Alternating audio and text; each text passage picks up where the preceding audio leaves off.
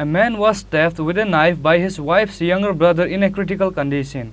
He was trying to save his mother-in-law from his wife's brother Mithun Das, and at that moment Nantu Das was stabbed with a knife.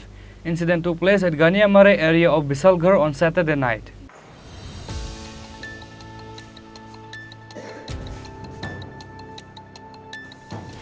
Ganiamare area of Bisalgarh is burning in aggression based on the incident where a man was attacked with a knife by his own wife's younger brother.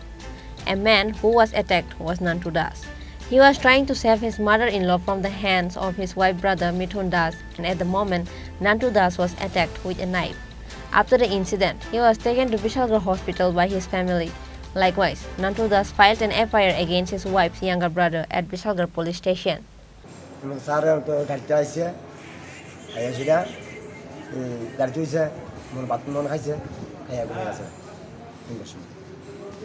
কোন সময় ঘটনা? কি দেখতে পেয়েছেন? ফাঁসি। নাম? মন্টু দাস। বাড়ি কই? লক্ষ্মীপতি।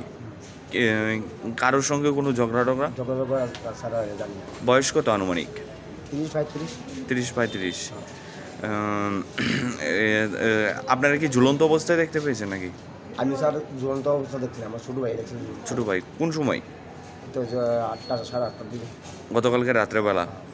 পুলিশকে জানিয়েছেন এই ব্যাপারে? কোন থানার আন্ডারে এটা? পিতা থানা। পিত্রা।